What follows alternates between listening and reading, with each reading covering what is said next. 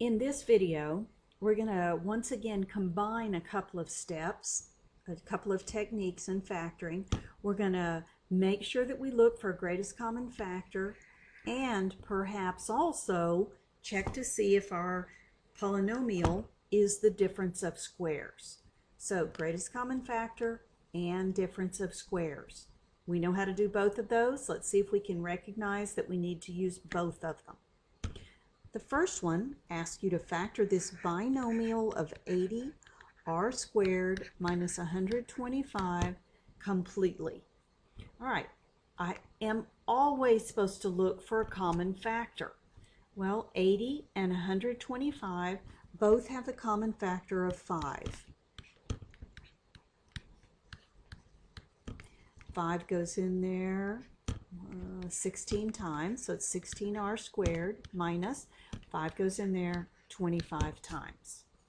The binomial that I get here happens to be a difference of a square and a square.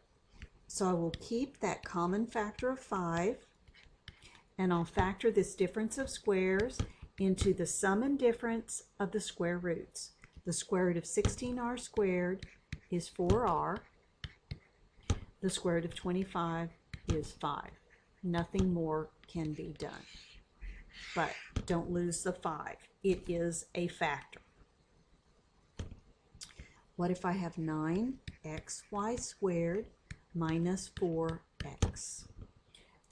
The numbers don't have anything in common, but I do notice that I have an x in both of those. So I have a common factor of x. When I factor it out, I have 9y squared minus 4. 9y squared is a perfect square, 4 is a square, and it is a difference. So I'll keep the x, don't lose that, and it's going to be the sum and the difference of the square roots. The square root of 9y squared is 3y. The square root of 4 is 2. So there are all of my factors. Let's look at just one. All right, let's take a look at our last problem that we're supposed to factor the binomial completely. I have x y to the third minus 169 x y z squared.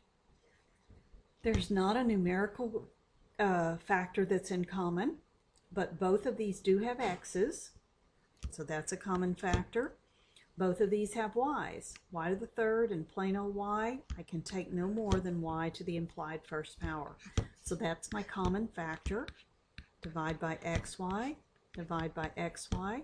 That's going to give me y squared minus 169, the x and the y divide out, and I have z squared. So I have xy times, this is the difference of squares. So 1 plus and 1 minus factor. The square root of y squared is y. The square root of 169 is 13.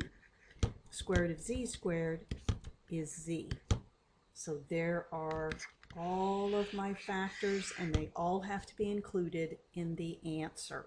So always when a problem says that you need to factor, look for the common factor.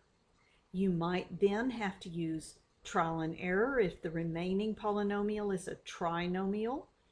If it's a binomial, check to see if it's the difference of squares.